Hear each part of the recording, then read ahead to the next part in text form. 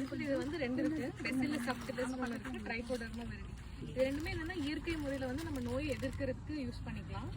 இயற்கையாக வந்து யூஸ் பண்ண, அதாவது கெமிக்கல்ஸ்க்கு பதிலாக இது யூஸ் பண்ணிக்கலாம். இதை வந்து எப்படிலாம் யூஸ், ஃபர்ஸ்ட் வந்து இது ட்ரைகோடர்மாங்கிறது ஒரு பூசணம், பெசிலஸ் சப்டிலிஸ் அப்படிங்கிறது ஒரு பாக்டீரியா. இது ரெண்டும் வந்துட்டு நம்ம சீட் ட்ரீட்மெண்ட்காக யூஸ் பண்ணிக்கலாம், அதாவது விதையில வந்து கலக்கிக்கலாம். இப்போ ட்ரைகோடர்மானா ஒரு கேஜி சீடுக்கு 10 கிராம் போடணும். பெசிலஸ் சப்டிலிஸ்னா பெசிலஸ் தான் 10 கிராம் போடணும், ட்ரைகோடர்மானா 4 கிராம் போடணும். கலக்கும் போது கஞ்சி போட்டு கலந்துட்டோம்னா நல்லா விதையில ஒட்டிக்கும். கலந்துட்டு நம்ம வச்சுக்கலாம். இப்போ இப்படி விதைக்கும் போது அதோட முளைப்பு திறன் ஜாஸ்தியாகும், நோயும் எதிர்க்கும். எந்த நோயினா இப்போ சாயில் பேஸ்ட் பேத்தஜன்ஸ் சொல்லுவாங்க, அதாவது மண் சார்ந்த நோய்களை வந்து எதிர்க்கிறதுக்கு யூஸ் பண்ணுவோம்.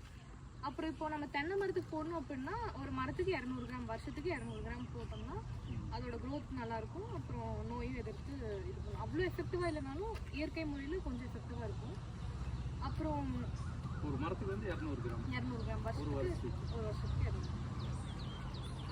அது இது மட்டும் இல்லாமல் இப்போ மண் வந்து வளமாகவே இருந்தாலும் நல்ல க்ரோத் இருக்காது, அதில் இருக்கக்கூடிய நியூட்ரியன்ஸ் வந்து இது எடுத்துக்காமல் இருக்கும். ஸோ ஈஸியாக எடுத்துக்கவும் இது ஹெல்ப் பண்ணும். ஸோ